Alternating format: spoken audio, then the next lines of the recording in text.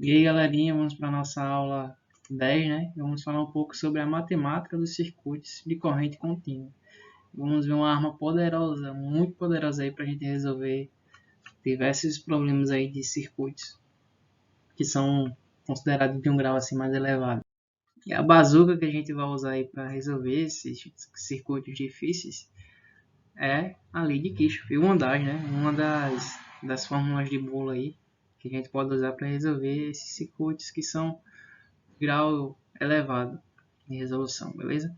Aqui a gente, vamos supor que nesse circuito aqui a gente já fez tudo o que podia fazer, já pegou o resistor em série, pegou a equivalência, resistor em paralelo, pegou a equivalência, e no final a gente chegou nesse circuito aqui, um circuito irredutível, beleza?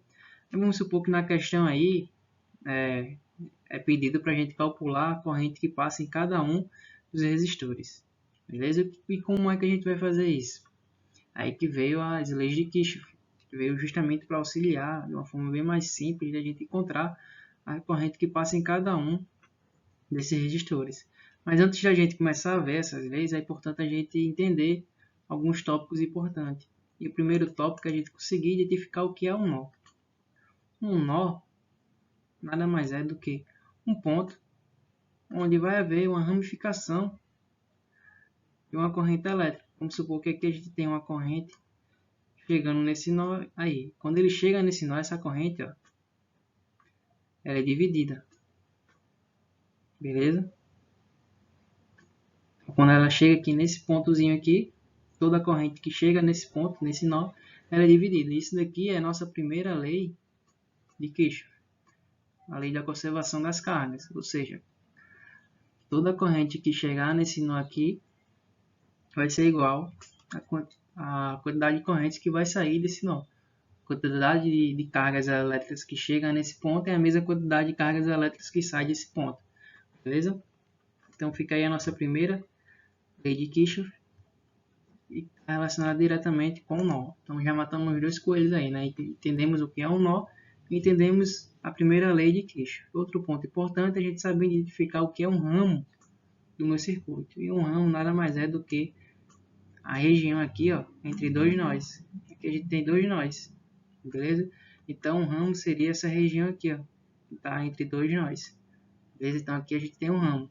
Outro ponto também que é importante é a gente entender o que é uma malha. Uma malha é quando você percorre um caminho fechado no meu circuito, beleza? Vamos supor que eu começo aqui, a minha corrente começa a sair nesse ponto. Ela vai, faz a volta todinha no circuito, ó, e volta para o mesmo ponto. Aqui a gente pode dizer que percorremos aqui uma malha do circuito. O mesmo caso acontece se a gente pegar outro ponto aqui, ó. A corrente vai, faz esse percurso todinho, ó, e volta para o mesmo ponto. Aqui a gente tem outra malha, beleza? Outra forma também seria sair desse ponto aqui, ó, e percorrer a parte externa do meu circuito, de tal forma que eu volto para o mesmo ponto de onde eu saí. Aqui também a gente tem mais uma malha. Eu acho que ficou bastante claro aí, né? Muito bem, agora vamos entender como é que a gente vai resolver esse problema aí para conseguir encontrar a corrente que passa em cada um desses resistores. E o primeiro passo que a gente tem que fazer é chutar as correntes. Como assim, professor? Chutar as correntes. Basta a gente escolher arbitrariamente o sentido das correntes. Esse seria o primeiro passo para a gente poder resolver o problema aí, né? Então aqui a gente teria a corrente I1 entrando aqui. Quando ela entra nesse pontozinho aqui, ela vai ser ramificada, né? Vai ser dividida. Onde aqui a gente vai ter I2 nesse sentido aqui e 3 nesse sentido. Muito bem. O segundo passo que a gente tem que fazer é equacionar a lei dos nós. Dá para vocês notarem, ó, que a corrente I1, quando ela entra aqui, ela se divide em I2 e I3. Então isso quer dizer que I1 vai ser igual à soma de I2 mais I3. Beleza? E agora o terceiro ponto aí da nossa formulazinha, da nossa receita de bolo, é representar os polos de todos os elementos do circuito, com sinais de mais ou menos. Aí aqui, meus amigos, entra a análise de elevação e de queda de potencial. Vamos ver como isso acontece? Vamos supor que a minha corrente está saindo aí desse ponto A, beleza? Quando ela passar aqui, ó, do polo negativo do meu gerador, ela está indo de um potencial de menor para um potencial de maior potencial de energia elétrica, né? Então aqui, meus amigos, a gente tem uma elevação no potencial elétrico. A gente pode dizer que a corrente, quando ela passa aqui, ó, ela vai sair do polo negativo para o polo positivo. Então aqui a gente vai ter uma elevação de potencial elétrico, beleza? Agora, quando ela passar aqui pelo meu resistor, como vocês sabem, no resistor ele há sempre uma queda de potencial, né? Há sempre, quando a corrente passa por ele, há sempre energia energia elétrica sendo transformada em energia térmica, beleza? Então, quando a corrente ela entra aqui, ela entra com uma determinada quantidade de energia. Quando ela passa por esse resistor, ela deixa uma certa quantidade de energia e é transformada em energia térmica. Então, aqui a gente tem uma diminuição no potencial elétrico. Então, quando a corrente passa pelo resistor, a gente tem uma queda de tensão, beleza? Seguindo aí o caminho da corrente 1, né? E quando ela chega aqui no meu nó, ela é dividida na corrente 2 e na corrente 3. Agora vamos analisar aqui, ó, o percurso da corrente 3. Quando ela passa aqui, novamente acontece a mesma coisa. A gente vai sair de um potencial maior. Quando ela passar por esse resistor, ela vai perder também uma certa quantidade de energia. Então vai ter uma diminuição do potencial. Agora, quando a gente passar aqui, ó, a corrente elétrica nesse sentido aqui, por esse gerador, entre aspas, né? Que vocês vão ver que ele vai se comportar agora como um receptor. Quando ela passar aqui, ela está saindo de um potencial mais elevado para um potencial menor. Então, a gente tem uma queda de potencial. Então, quando a corrente ela passa aqui nesse sentido, a gente, em vez de ser um gerador aqui, ele vai ter um comportamento de receptor. Beleza?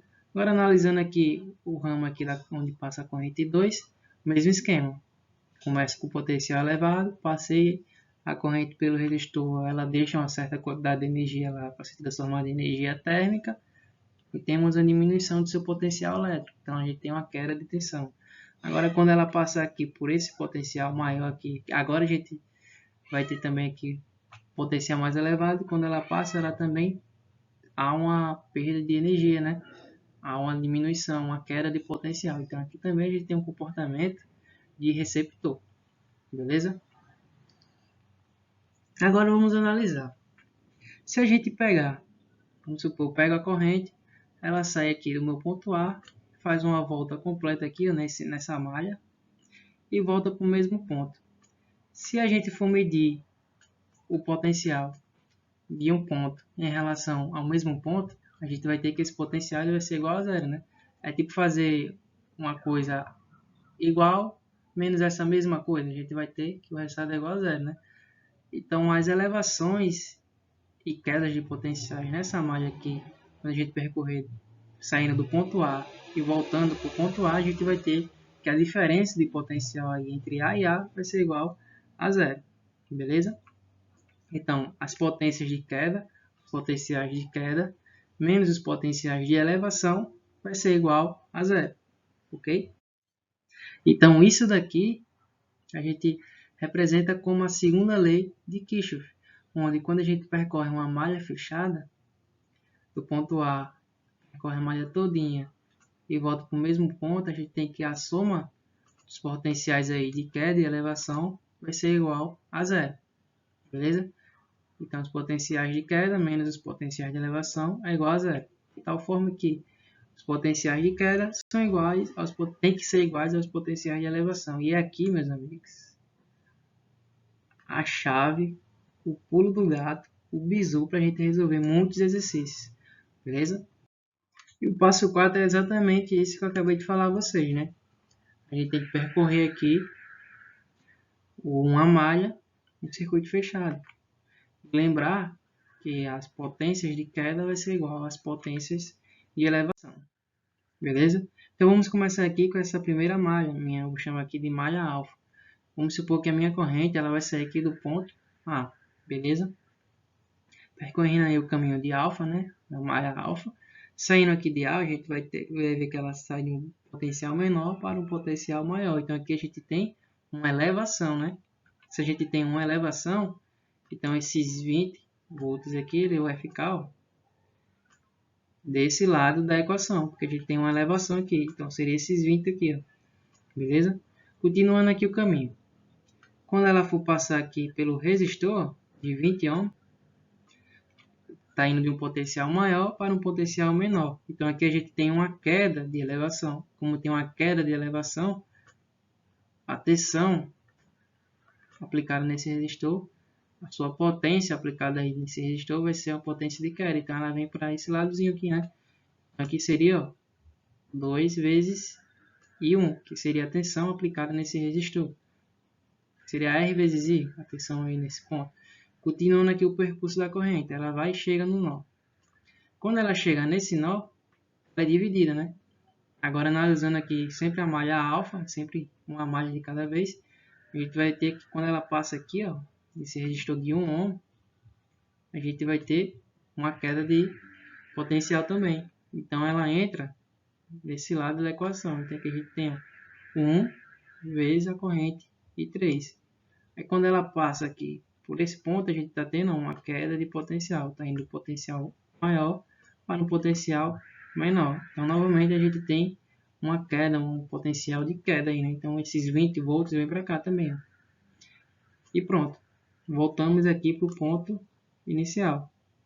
Chega aqui. Então fechamos aí a primeira malha. E temos aí essa seguinte equaçãozinha aí, beleza? Agora notem que a corrente I1 ela é igual à soma da corrente I2 mais I3, beleza? Então, de tal forma que o meu I3 aqui, que a gente encontrou nessa equação, vai ser igual a I1 menos I2, beleza? Então, substituindo isso aqui em I3, a gente vai ter que no circuito vai ser 2I1 mais 1 vezes I1 menos I2, que isso aqui representa o meu I3, só para ficar bem claro aí para vocês, beleza? Então, continuando aí, a gente tem que 2I1 vai ser igual a 1 vezes I1 fica I1 e 1 vezes menos I2 fica menos I2, beleza? Aqui a gente tem 2I1 com mais I1, então vamos ter que a soma entre os dois, né? Vai ficar 3I1 menos I2 mais 20 igual a 20. Passando esse 20 aqui para o outro lado, ó, a gente vai subtrair da forma que a gente pode cancelar os dois 20. Vamos ficar que 3I1 menos I2 é igual a 0. Muito bem. Agora, vamos percorrer uma outra malha. Malha externa. Segue aí o desenhozinho que eu vou fazer. Vou selecionar isso aqui do ponto A e agora percorrer essa parte externa. Passando por aqui. Beleza? Até voltar para o ponto A. Beleza? Então vamos fazer esse caminhozinho aí. Ok? Passando aqui pelo ponto do ponto A. Deixa eu botar o laser. Fica mais legal. Do ponto A, quando passar aqui por esse ponto aqui, a gente vai ter que ele está tendo uma elevação de potencial, né? Está tendo uma elevação de potencial e também para esse lado da equação. Esses 20 volts vêm para cá. Passando aqui pelo resistor de 2 ohms, a gente tem uma queda de potencial. Aqui vai ser a corrente I1 vezes a resistência 2. Seria esse termozinho aqui, beleza? Continuando aqui o percurso, quando o I1 chegar aqui, ela vai ser dividida, né? Uma parte vai para cá e a outra parte vai para cá. Como a gente está analisando a malha externa, a gente vai pegar o I2 aqui, o sentido de I2. I2 vem. Quando chega aqui no resistor 2, a gente também tem uma queda de potencial.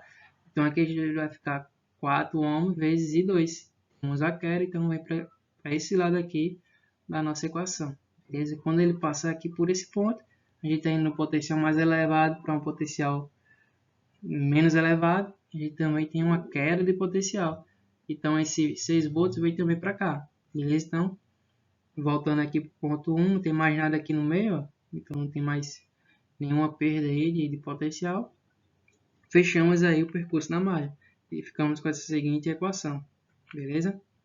Então, vamos ter aí que 2i1 mais 4i2 passando o 6 aqui para o outro lado, subtraindo. Vamos ter que isso aqui tudo isso vai ficar igual a 14. Beleza? Agora a gente tem duas equações. A gente tem aquela primeira equação do caminho alfa e a segunda equação do caminho beta.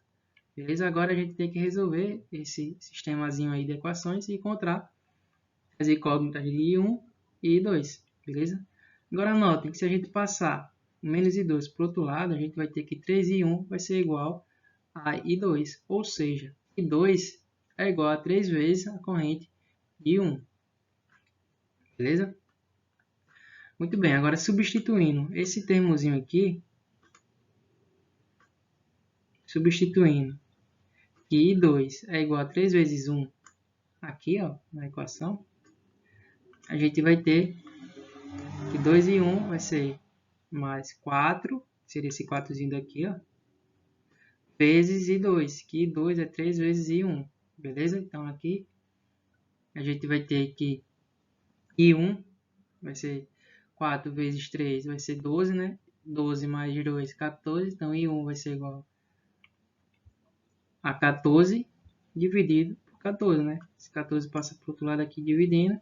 Então, vamos ter que I1 vai ser igual a 1 ampere. Beleza? Se 1 é igual a 1 ampere, a gente consegue encontrar I2, né? Porque I2 é igual a 3 vezes I1. Então, I2 é igual a 3 ampere. Beleza? E como a gente sabe que no ponto do nó aqui, I1 vai ser igual a I2 mais I3, a gente encontrou I1 e encontrou I2, agora é só isolar I3, ó. Então, I3 vai ser igual a 1 menos 3. I3 vai ser igual a menos 2 ampere. Vixe, professor, deu negativo. Calma, a gente não errou não. Tá tudo certo. A única coisa que a gente errou foi o sentido da corrente I3. Sempre quando você calcular a corrente e dar um valor negativo, você errou apenas o sentido dessa corrente. Eu errei só o sentido que eu escolhi aqui para o I3. Beleza? Então, é só a gente inverter o sentido. Se ela estava para baixo, ó, agora ela vai ficar para cima, beleza? Então, o I3 vai ficar para cima. Agora dá para a gente notar, ó, que vai mudar uma coisinha aqui. Note que está chegando nesse ponto aqui I1 e I2. Perdão, I3. Quando eles chegam nesse ponto, as duas correntes saem para cá. Ó. Então, note que agora meu I2 aí vai ser igual à soma de I1 mais I3. Beleza? Essa é a única diferença. A única coisa que a gente errou aí foi o sentido. Então, basta mudar o sentido da corrente. Pronto, resolvemos a questão. Então, meus amigos, vocês podem resolver muitos circuitos relacionados a esse tipo de gênero, usando apenas essas formulazinhas, essa receita de bolo que o Xufi deixou pra gente. Beleza? É isso, até a próxima aula. Valeu e falou!